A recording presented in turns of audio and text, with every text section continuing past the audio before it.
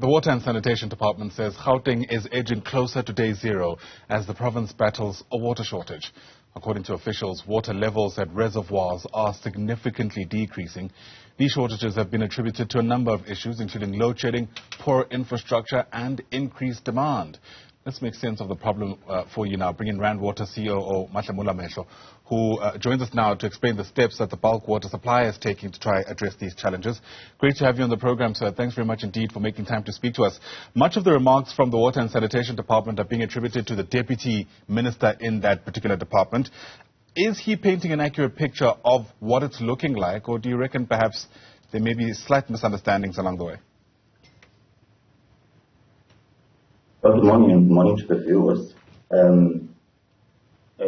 I just need to share that the Minister of Water and Sanitation has actually called for a number of meetings with Rainwater and Metros. And what you have seen is as a result of that intervention with deputy ministers being on the ground to assess the situation. And we can safely confirm from Rainwater point of view that we are pumping at full capacity, and the system is well on its way to recovery. So this idea of us approaching day zero is not one that you would co-sign as Rainwater? Well, I don't think anybody is talking day zero. From where we are seated in all the meetings we've attended with the ministry, nobody is bringing up the issue of day zero. We have to admit that there have been challenges with the provision of water in the past couple of days.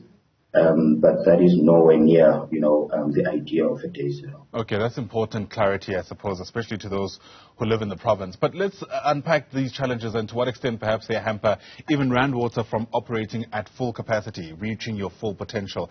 The concerns around infrastructure, for instance, are not new. And I suppose there'll be questions asked about how the situation was allowed to get here. Where do you reckon we've dropped the ball? Well, the issue of high consumption when it comes to the hot summer period is not new. If you recall, last year, more or less, we had similar challenges. And in that period, because we knew that, in the coming year, we're going to probably face same challenges, we convened with our counterparts in the metros and we said, what can we do differently so that we don't land at the same spot? And I can tell you that all the plans that were put in place between Rainwater and the metros were actually working and working very well. It was then unfortunate that we then had to experience power outages as a result of those severe thunderstorms. And really and truly, that is what then disturbed the system. And those plans that we have actually put together, that is what the ministry is busy monitoring right now. And that's why we're able to report recovery. Where do those plans stay now that we live in a context where power cuts seem to be a reality in our lives? Load shedding doesn't seem like it's going away anytime soon. And yesterday we heard from Eskom management promising of a stage 4 at the very worst. It's certainly not good news, but I suppose allows you to try and alter your own planning. Yes, of course. I mean, I'm alluding to a power outage as a result of thunderstorm, not load shedding.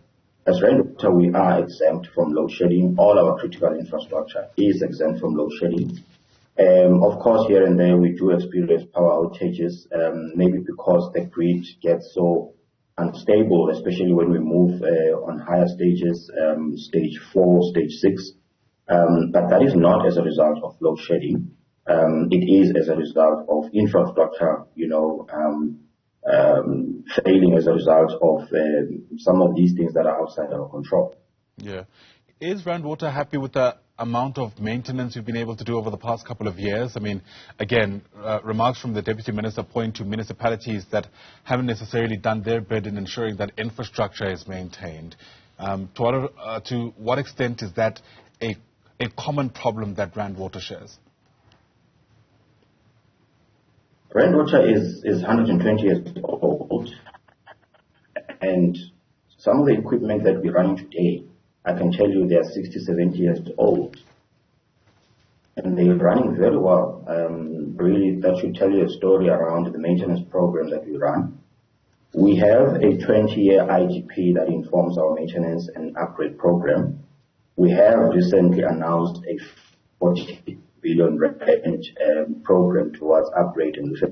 We have maintenance teams that are doing exceptionally well, given the age of some of the infrastructure that we operate.